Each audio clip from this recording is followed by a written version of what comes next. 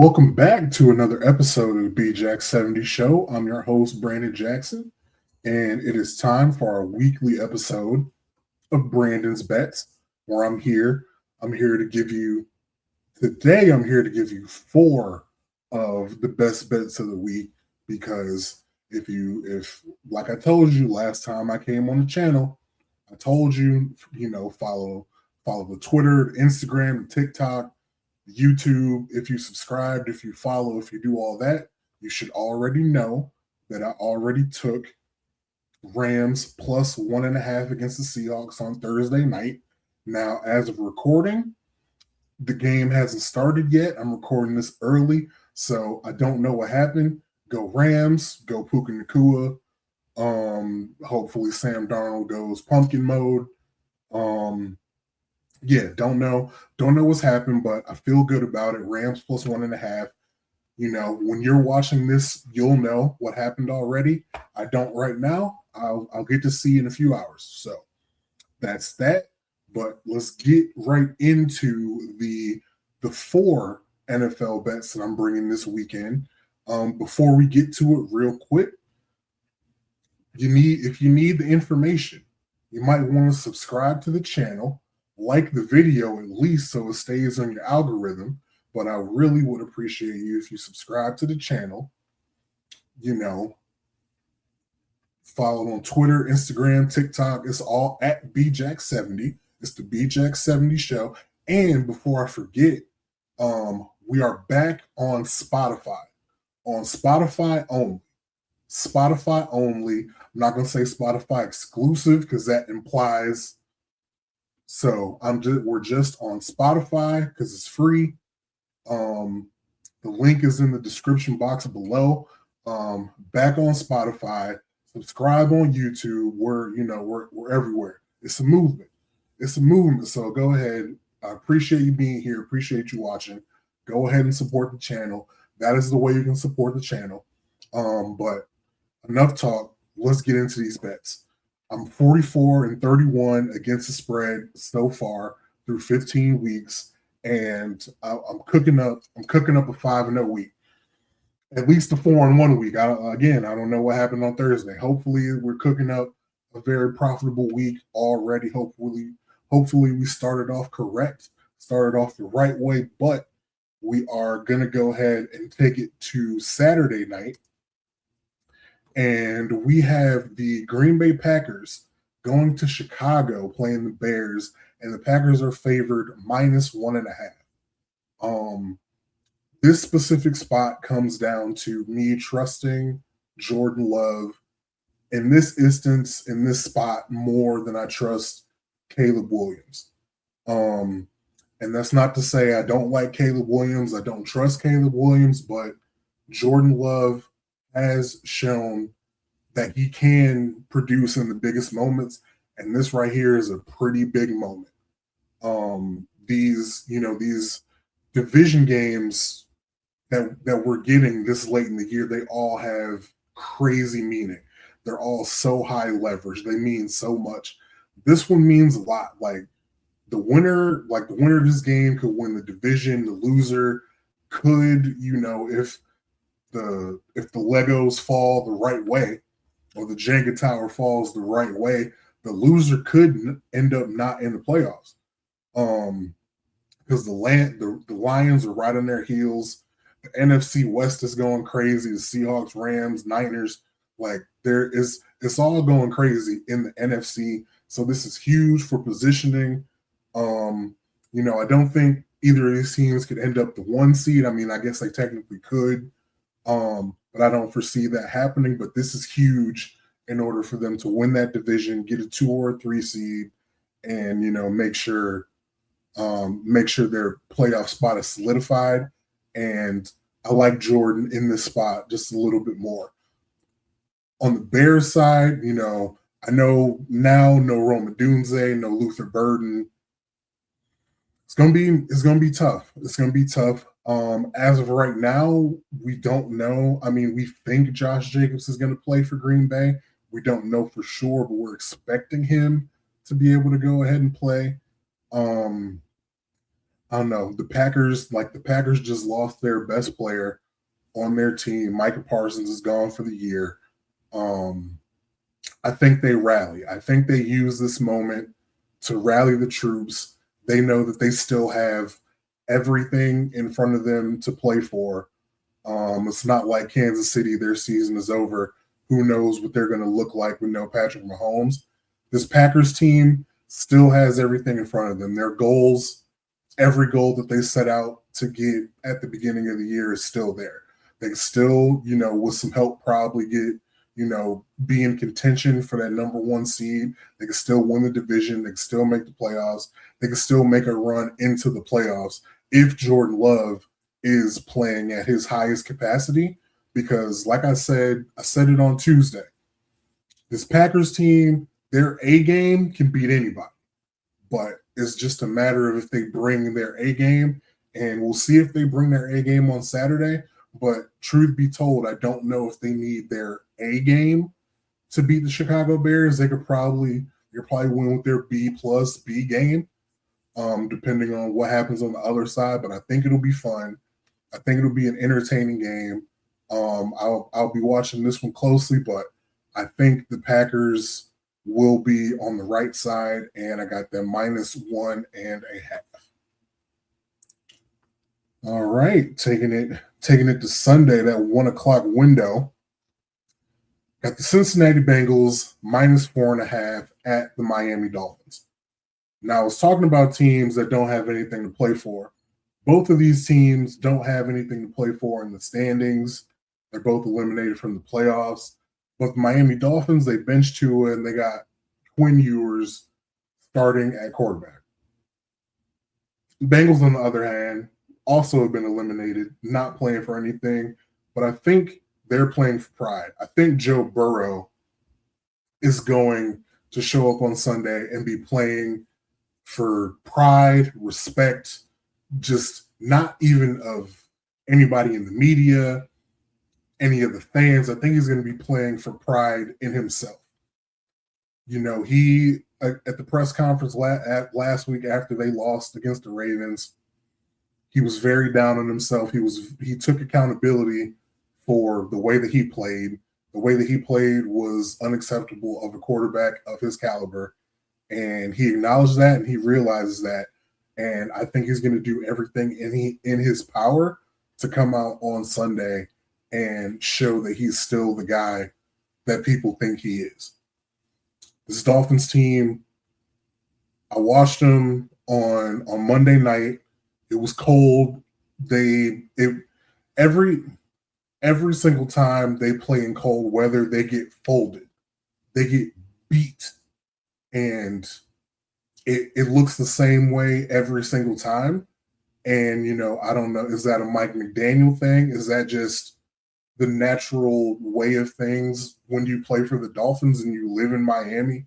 You live in Florida, you're just going to be so accustomed to how it feels down there. Every time you get into cold weather, it's just a shock to your system. I don't know what the science is behind it. I don't know what program Mike McDaniel is on down there, but this is at home. This is in Miami, but I mean, Tua's on the. You know what? They may rally around not having Tua Tagovailoa as their quarterback anymore. Maybe I should have worried about that before I took the Bengals -4.5, but I don't think it'll be that big of a rally. I think they're going to go the opposite way. I think this team is going to go into the tank. Rookie quarterbacks making their first start usually don't get a win. They usually don't get a win. Somebody like Shedeur Sanders went ahead and got him a win in his first start, but that's neither here nor there. Not even going to get into that. I'm not going to go back and forth with you guys, but Quinn Ewers, we'll see what he can do. A lot of people were down on Quinn Ewers as a prospect coming out of draft.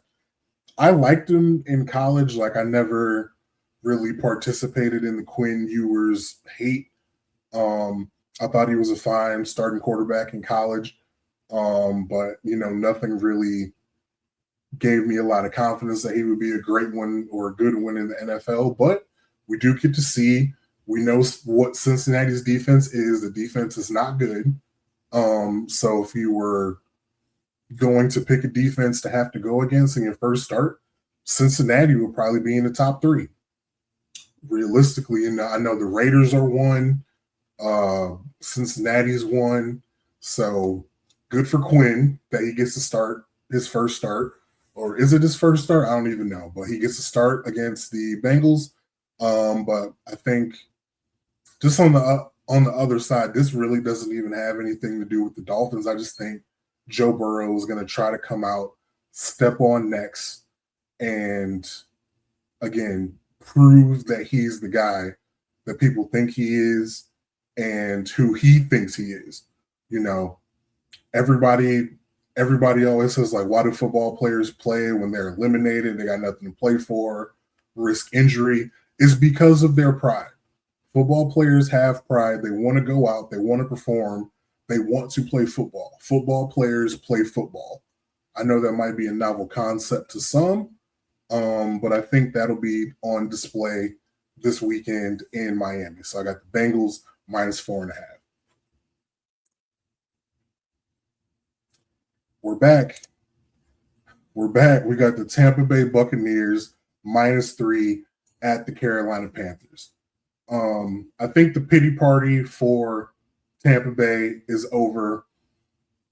I love nothing more than to come on here and to talk bad about Baker Mayfield. You know me, you know how I get down. But I think this weekend, even though the Panthers are at home and the Panthers do well at home, I think the Buccaneers come in there. I think they get it done. I think they get the victory. And I think they probably look well doing it.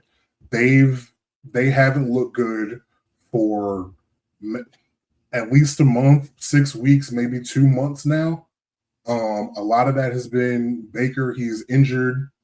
And I don't have to go on the spiel. We know what an injured Baker Mayfield looks like. It's not great.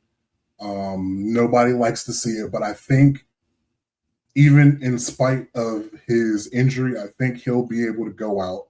I think he'll be able to cover this -3 because they are getting healthier. Apart from him, they are getting healthier. Bucky Irving is back in the groove. Mike Evans, first game back, had a very productive game against the Falcons last week. That was on the Thursday. He's getting like a whole 10 days rest. Really want to see what he goes out there and does. And on the other side, Panthers lost to the Saints. Now, I know I've said the Saints aren't as bad as their record looks. They've been in games. They've been in close games. They fight hard. Shout out to Kellen Moore for getting that team to believe in themselves and to put up a fight every single week. They beat the Saints. They beat the Panthers last week.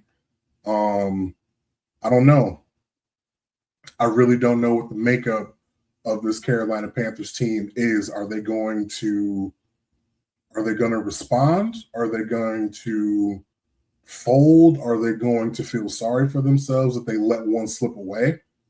Are they going to let that one loss turn into 2 losses? Who knows?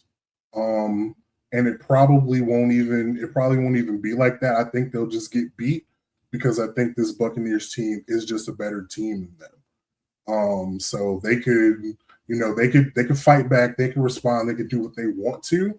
But just like maybe a couple mistakes here and there. Bryce Young, I think most people like Bryce Young, but it's a matter of him being consistent. He obviously has shown flashes of being a very good quarterback, but he's not consistent. He's not as consistent as he needs to be. Just like Baker Mayfield has been in 2025. But again, we'll see what it looks like. We'll see how they respond. But me personally, I think the Bucs go in there. I think they handle business. I think -3. I think the spread -3 is probably right about what it should be. Wouldn't be surprised if this ends in a push. I'm hoping it doesn't, obviously, but wouldn't be surprised if this ends 27-24. But I'm hoping Bucks can at least just finish it 28-24, get out of there with a dub for us. But we'll see what happens. So yeah, Bucks -3. And the last one, we going to Monday night. I thought long and hard about a couple other games in the Sunday slate in the 4 o'clock window. Thought extremely hard about Sunday night football and the Ravens and the Patriots. The Ravens are favored -2.5. I really don't know. You know, every time the line looks crazy, I might have bet the other way and then ended up like, wow, Vegas really knew. So I'm gonna stay away from that one. I'm gonna go to Monday night and I'm gonna take the San Francisco 49ers -5.5 at the Indianapolis Colts. Philip Rivers. A real football team should dominate Philip Rivers. That man can't throw past 10 yards down the field. It just can't happen right now. That's it. That's the analysis. Like on the other side, you got Brock Purdy, Christian McCaffrey, George Kittle, Juwan Jennings playing at a high level right now. On the other side, you just got to stop Jonathan Taylor. If you could stop Jonathan Taylor, you're going to win this game. I think we all thought it would get ugly against Seattle. But you know, to the Colts' credit, they fought hard. They were up late, but ended up losing to a field goal. I think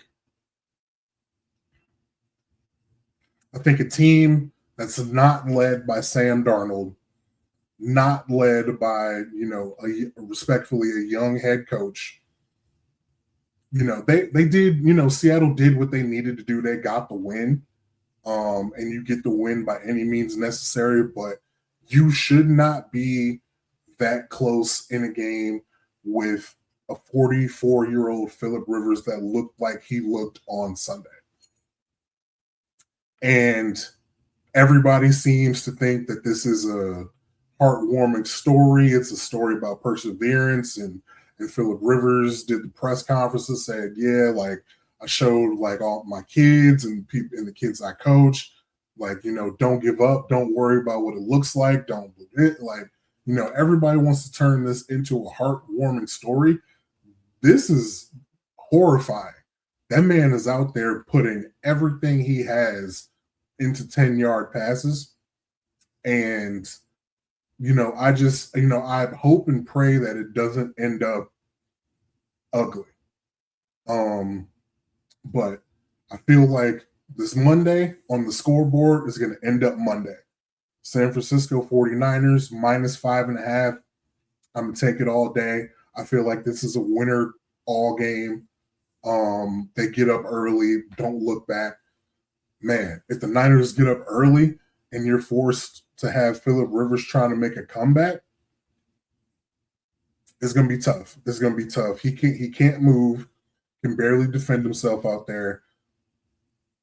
I know the receivers have to be frustrated. Excuse me. Alec Pierce is never going to get a target again because all his targets from Daniel Jones were down the field, across the middle of the field. He's never going to get a target again. It's going to be all Michael Pittman and Josh Downs at the line of scrimmage. What's his name?